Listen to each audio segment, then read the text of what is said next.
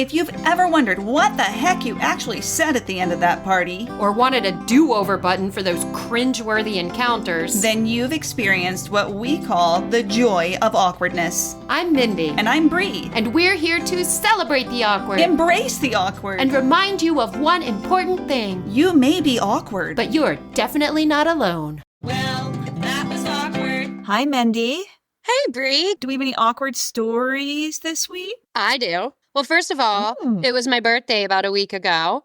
So happy birthday. Thank you. But having happy birthday sung to you is really awkward, isn't it? So awkward. It's so awkward. So awkward. I never know what to do during it, so that was awkward.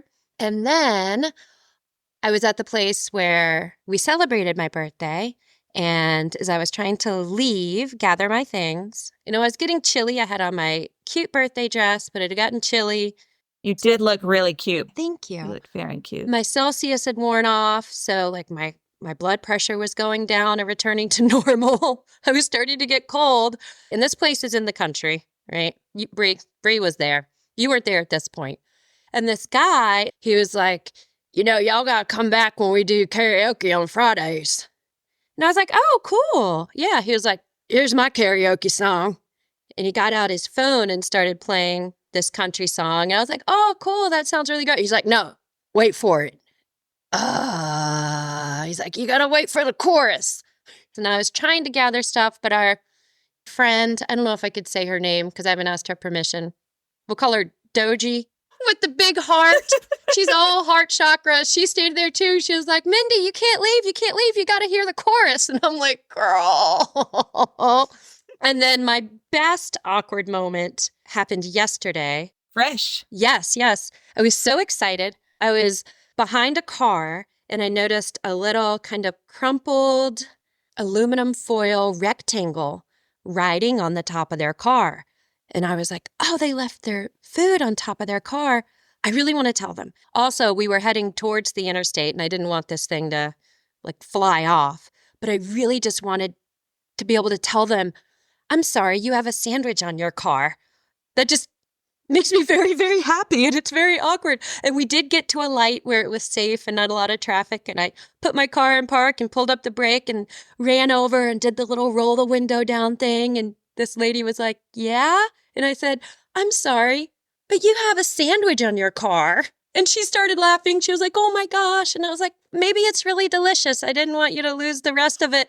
And her husband got out and got the sandwich. And I noticed they had a baby in the back seat. Remember that? You put the stuff on top of the car, you take care of the baby, and then you leave the stuff on top of the car.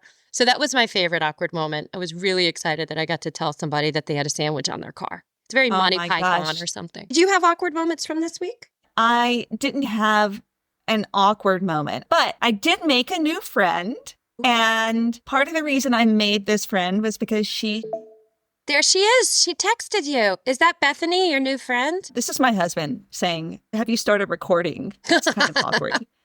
Yes, we are recording now. Wait, so when I text you, it says Bree has notification silence. He gets in. He has the inner track. Yeah. Anyway, I made a new friend, which was very exciting. I went to this event last night. One of the great things about having this podcast is it's really easy to start conversations at parties now. We're making a podcast about awkward moments. Boom. Everybody has an awkward moment to share. Yeah. And that is how I met my new friend, whose name I will not tell. But she told a really awkward story that I loved. It's a short one. Okay. So this woman is a gorgeous, elegant, lovely woman, which was delightful. But, also, you kind of want those people to have a little bit of an edge. And so she said, I have an awkward moment to share. And she said that she was in a southern town south of Charlottesville. And it was summer and it was hot. And she was at a business meeting and she was wearing a little skirt, but not wearing any hose or anything like that. And she went and sat down at this business meeting with this gentleman that she was having this meeting with. And as she sat down, the plastic of the chair hit her legs that were just sweaty enough and just sticky enough to make a giant farting sound. She said it was such a loud fart sound. And if you could see this woman who is just so elegant and refined, and imagine this huge fart coming out of her at that moment. And she was laughing about it. And what was funny was she thought, surely he knows that I didn't fart. But he really thought she did. So then he kept saying, it wasn't me. It wasn't me. But it was her. It was my thighs.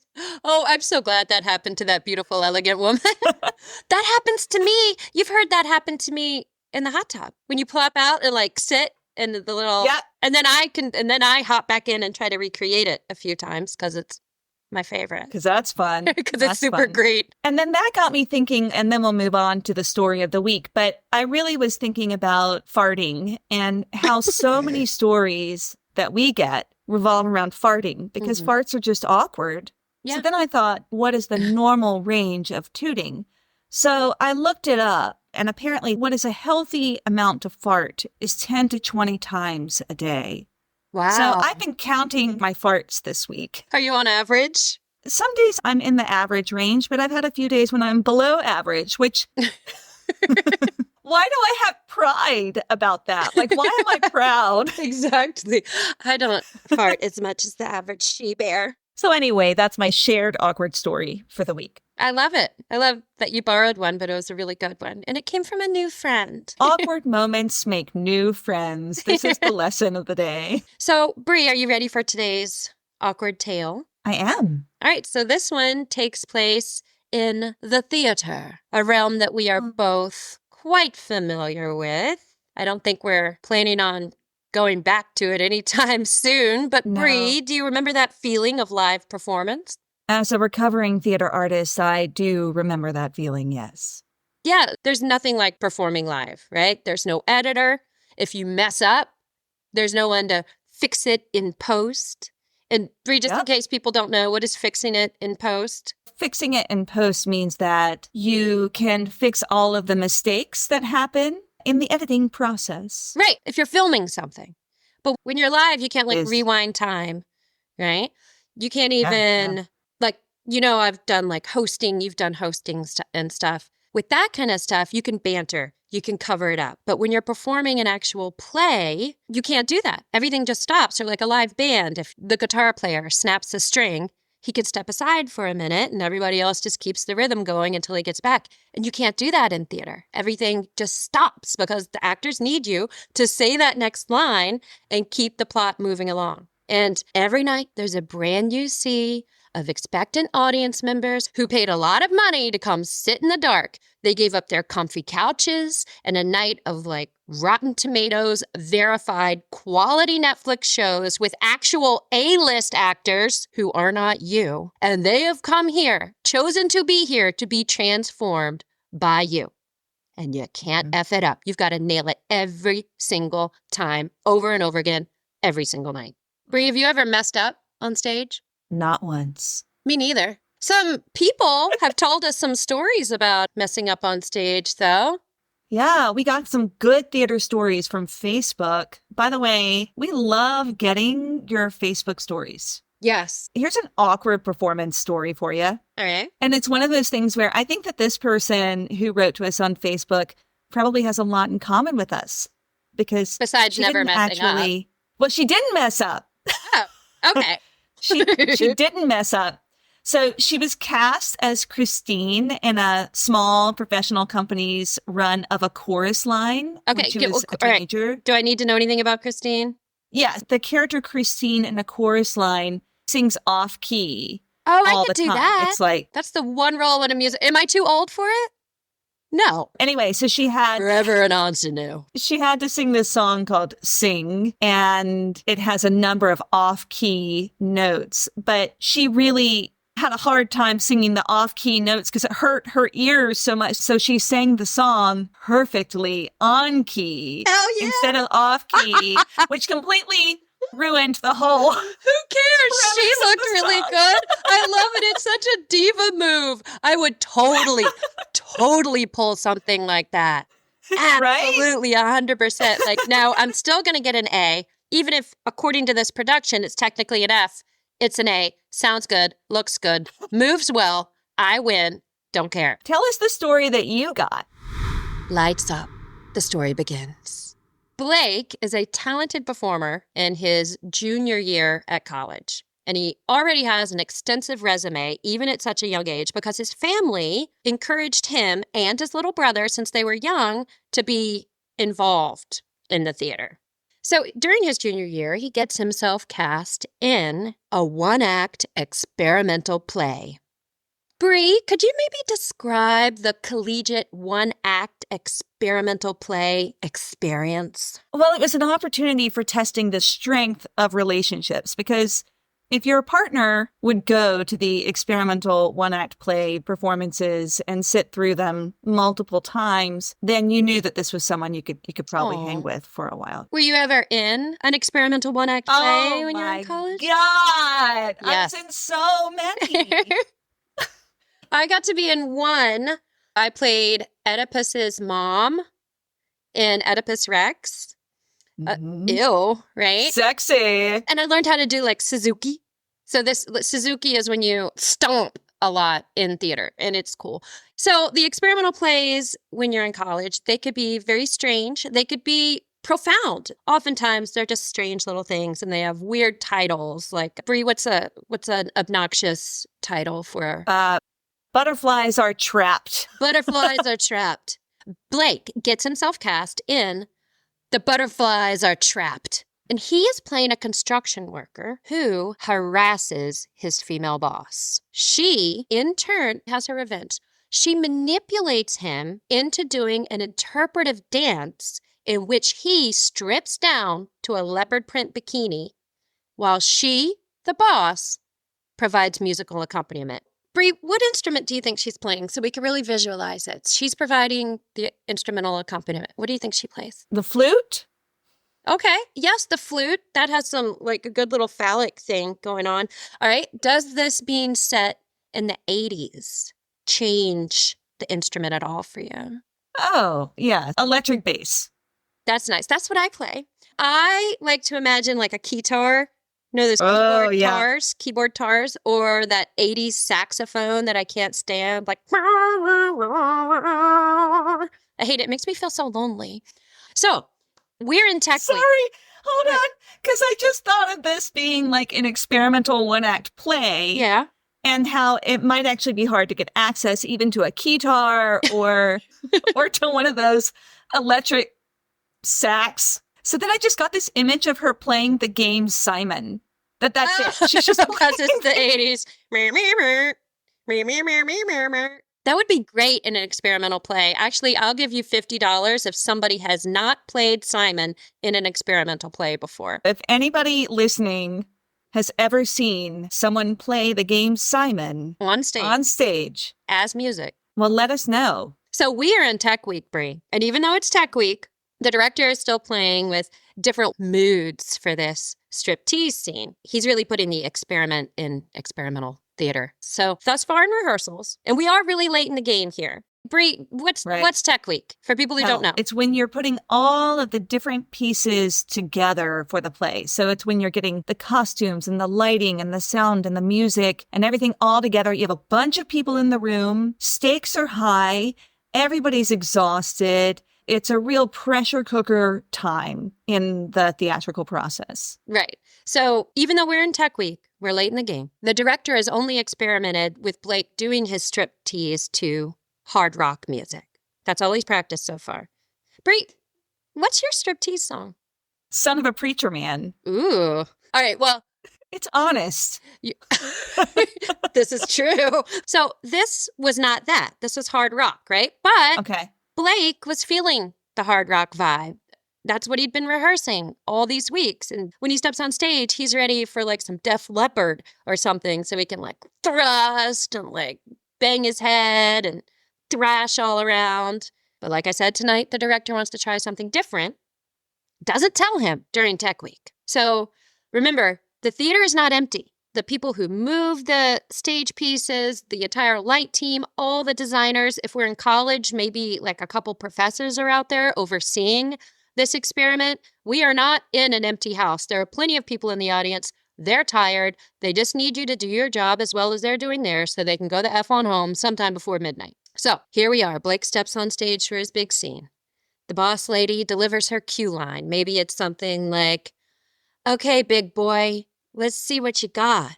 She gets out her guitar, but I guess, and the sound designer, start playing a classical song because the director wants to see how he would respond. So, of course, he's taken off guard briefly, but the show must go on. And he's never performed this striptease to Vivaldi or Mozart Serenade number 11 for the cello or whatever. But he also has a ton of experience, and he's been doing this all his life since he was a kid. So he goes with it. He transmorphs like a good little actor, and his striptease becomes graceful and beautiful, balletic. He sinks his body to the music, removing items of clothing. He gets down to his little cheetah print Speedo. Well, it was leopard print, now it's cheetah print, because I just coined the word Cheeto. He gets down to his little Cheeto, and the music comes to a crescendo. So he does, in his words, an elaborate sauté. Bree, you took ballet. What is an elaborate sauté? Well, you take some olive oil, you take some vegetables, and you throw them in the... Little baby corns. And en français, sauté means jump. So we jump. Right. So into the air, Blake flies. The director, the designers, the other actors are blown away by Blake's ability to field this curveball in the 9th inning, right? He is poetry in motion and a cheetah print Speedo. The music surges forth with an intensity that is palpable, filling every corner of the room with its radiant brilliance. Blake, gasp, Bree, gasp, Blake, gasp, takes flight, perfectly synchronized with the crescendo's resplendent climax. And when he lands, he farts. Perfectly timed to the decrescendo of the strings, yet still a fart. Not to be confused with the oboes. Nothing that could blend in with the pitch of the other instruments. This was a ripe, sonorous, or is it sonorous? Loud, off-pitch fart. So, Bree, what? I was just thinking about how in a theater, they're designed for acoustics, right? So the sound of a fart is going to be amplified. Sonorous. In that situation. Sonorous fart. Sonorous. Yes. All right, so one guy starts laughing. One, like a little designer in the crowd. You know that feeling. You don't want to laugh, but you can't help it. So you just start laughing? That's me in yoga every time somebody farts. I can't not laugh. So then the assistant director starts laughing. Then another person. Then another.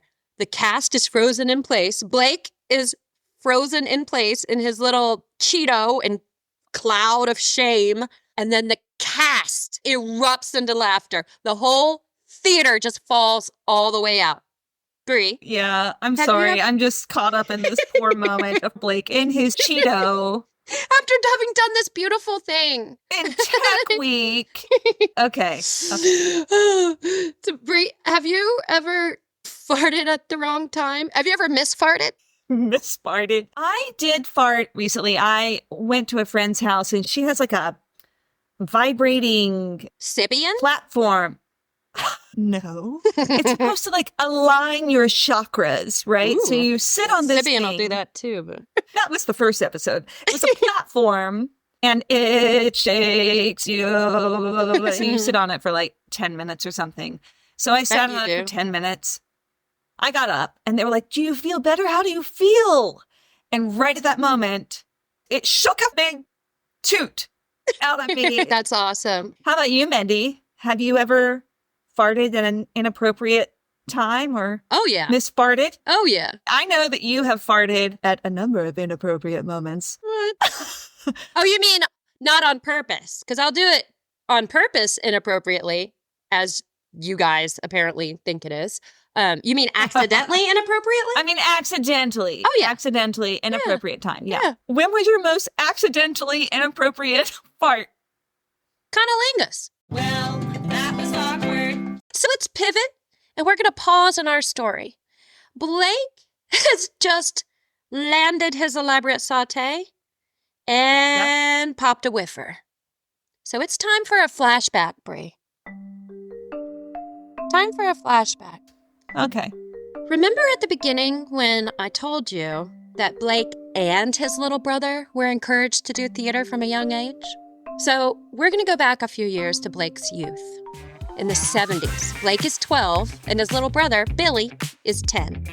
And they're rocking their little maroon bell-bottoms and polyester shirts as they strut into auditions for a children's musical. What's the musical? I don't know musicals. Well, it's the 70s, so let's say that's a great Camaro, Charlie Brown. That's the play. They're strutting into this giant auditorium to audition for, gee, that sure is a swell Camaro, Charlie Brown. And this place is packed not only with aspiring young stars, but also their parents and the who's who of the children's theater circuit. Blake is a pro by the ripe old age of 12, right? But it's little brother Billy's first time. But what Billy lacks in experience, he makes up for with raw, natural talent. He's a natural ham. He's a natural comedian. He's the typical goofy little sidekick brother to Blake's leading man. I mean, this little Billy, you see the freckles. Yeah. And the missing tooth, right? Blake said that Billy was fearless and he considered the entire audition process to be hilarious. So they're on stage. Blake is auditioning for the lead role. I guess that would be Charlie B. Blake catches sight of little brother Billy, who's only aiming at like a small background part, and he's pulling one of his hijinks. Billy is standing right next to this little dude who's auditioning for like dirty-ass Pigpen, and he's over there like pretending he can smell Pigpen and like making the PU face at the audience, like pointing at Pigpen like, ew, gross, right? And little brother Billy starts giggling at himself. The other background actors notice Billy and they start to giggling along. Blake starts cracking up. And then 12-year-old little Blake, and 12 years old is like 6th or 7th grade, so we're talking straight up middle school awkward years. Blake feels a damp, warm feeling in his pants. Oh, no. Yeah, he's peeing a lot. He didn't go before he went on stage, and it had been building up during the whole El Camino ride to the theater. But he doesn't stop the scene or stop peeing. He keeps the scene moving along. He darts over to stand behind a couch. When he has to move, he sidles behind a chair. He said the audition continued. Kids in the front row would snicker every time I was forced to face the audience. I battled. He even improv'd, Bree. He said he referenced spontaneous rain showers in an ad-lib. Okay, that's pretty brilliant. That is amazing. Way Age to 12. handle it. Right. Age 12. Amazing. And he never leaves the stage or stops peeing. And he ends up getting cast as the lead. What? Yep, Billy did not get cast. Oh. Right? So in between that fateful audition experience and today's story, Blake has had a solid career as a performer, which brings us back to this fateful moment during his college years, when he's only wearing a cheetah print Speedo in an experimental one-act play. He's just landed a pied de trois leap through the air to conclude an impromptu striptease to Beethoven when he farts. Bree, now that you know that Blake has handled this kind of public humiliation before on stage and at a much younger age, you know he's a pro. You're Blake. What do you do? Well, here's the thing. A fart is over when it's over, right? So you or 2 or 3 minutes, yeah. Right. So then I can just imagine him saying something like, sorry, everyone, I got winded, or something like that, right? And then move on. All right. So remember the assistant director laughed at the fart, which cued the whole crew, cast, makeshift audience to also laugh at the fart. And Blake breaks character and gets the giggles on stage again. And we know what he does when he gets the giggles. Oh, Mendy. He pisses himself. Oh, no! Again! And again, he can't stop it. He can't stop peeing. He has not only landed an elaborate sauté, he has also landed the elusive and quite rare fart piss. Pet pipi en français, if you will. Sounds better in French. Pee-pee. So In his words, he says, I did my best. I really did, but I couldn't stop the laughter or the sheets of urine, which immediately plummeted from my silken thong. Oh, now it's the thong. Good. God. I ended up squatting on stage in a puddle of my own making. Also that it's silken It's silken. and sheets of urine. Not like you have a baby and you laugh and a little bit of pee comes out. No, it's like sheets of, oh my God. The floodgates a puddle. were open. He says, Okay. when I recovered, the director concluded that that was enough work for the day, and I immediately looked at our costume mistress and told her that I would take care of my own laundry as I waddled in search of a mop. What a pro move again. Totally. Take care of the costume mistress. The costume mistress is the one who takes care of the costumes. And that should be a note to all actors. Take a page from Blake's book on this front. Good for him. And he also says, to this day, I make it a point to empty my bladder before, not during, every performance, audition, or rehearsal. I'm glad he learned his lesson, finally. So what happened next? Okay, yes. So the show, The Butterflies Are Trapped, went up. It was a huge success. Blake and the whole cast got rave reviews. All the actors and designers involved from then on had enormous respect and appreciation for Blake and his commitment to his craft. Do you think that a bunch of people went to see the performance just because they heard about this fart pee incident? I know that could something that could be totally woven into an experimental theater piece. I want to ask him, did they keep going with the classical? Did they decide it was best to go back to hard rock? To hard rock. It's a little Marina Abramovic-y, you know? I don't know what that is. Abramovich. I don't know what that Abramovich. She's a performer. Is she one of those people that just like sits on stage and stares at you and you have to watch it and appreciate it? Yeah, I'm probably pee on stage. You know, I'm a Philistine. I don't get it. But he goes on to do many, many theatrical performances, strengthened by the knowledge that, quote, if I can continue performing while drenched in my own urine, I can probably handle just about anything. It also taught me to empty my bladder early and often. And he said somewhere in his 30s, he was able to overcome he calls it urinary catalyst that laughter had always been for him. That's a good story because it ends happily. Yes, he's stronger because of it. And his advice to everyone, do your Kegels. We have to do our Kegels right now. Let's follow Blake's advice and do our Kegels. As soon as I said it, I did it. Far away look. I just love that the listener is also doing Kegels with us. So I feel connected to our listener right now. It feels, they say that mushrooms communicate to each other underneath the ground. Yeah. Dude, this is real. The mycelial network. This is like a mycelial network of bookies. We're all communicating on some sub-audible level. So do your Kegels. Do your Kegels, because Kegels may be awkward, but peeing yourself is worse. So on a scale of 1 to 10, how awkward was this moment? Okay, we're in front of a live audience. He has 2 things come out of his body. I would take it all the way to 10, but I'm going to crank it back to a 9 because he handled it so well and he had some experience with it, and because I can think of one different thing that if it came out of his body, it would be a 10. Like he didn't diarrhea.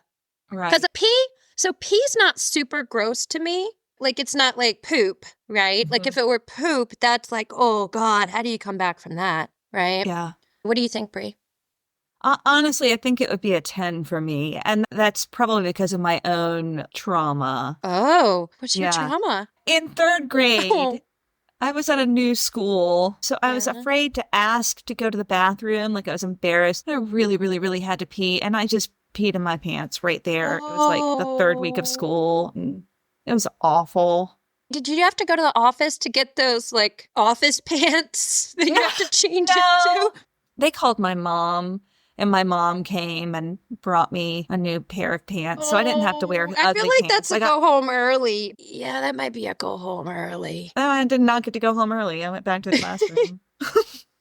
Did anyone mess with you? Oh, totally. Eileen Perry was like, are those the pants you were wearing earlier today? I'm looking her up on Facebook. I wonder what happened to her. She had really long eyelashes. That was cool. Yeah, Eileen. Eileen's got it all. She's got dry pants and long eyelashes. And the I same know. pants that she was wearing this morning, no less. Have you ever had that kind of an experience? Did you ever pee yourself at school? Oh, yeah, but not when I was a kid. It was only after I turned 40. So, would we have done anything differently? Oh.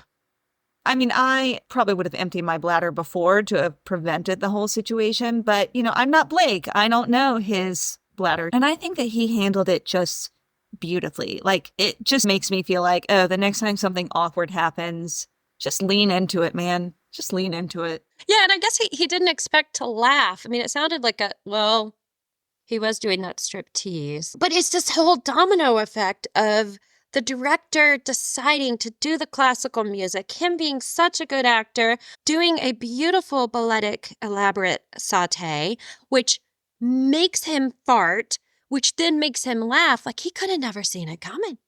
Right. I've been trying to think of a way for my imaginary Dana to get me out of this one.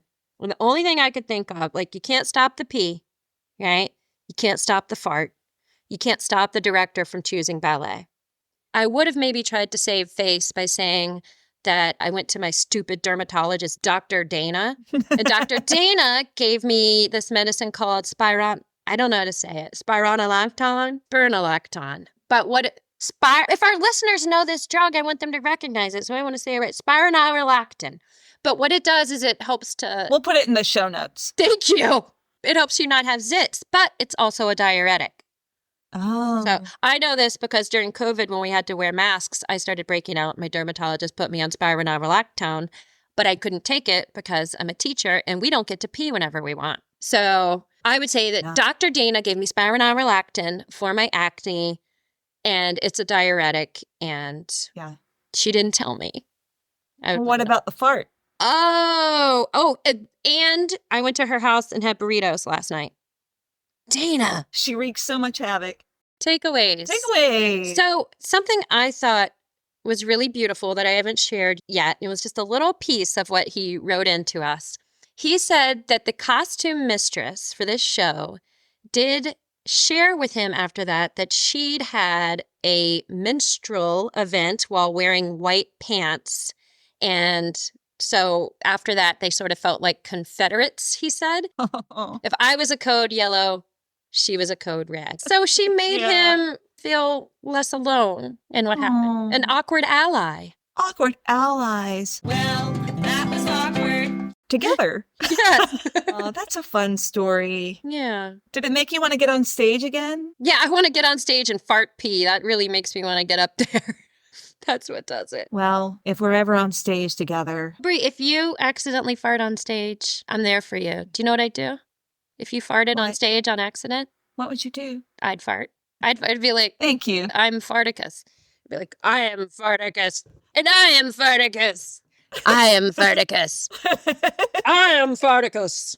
That's what I do for you. So you wouldn't be alone. Thank you, Mendy. Just be like, Thank look over there. you. I really appreciate that. Okay. Bree, I hear our marimba. Oh, yeah? Well, you know what that means. Yes, it's outro time. Spotlight's bright, the stage is set. The cheetah thong is a sure bet. Lands with a fart that's super wet. Well, that was awkward. If you're on stage and you cut the cheese, You get the giggles and you start to pee. Blake says do that Kegel squeeze. I'm doing it right now. Me too. Well, that was awkward. It does work, though. Yeah. Still doing it.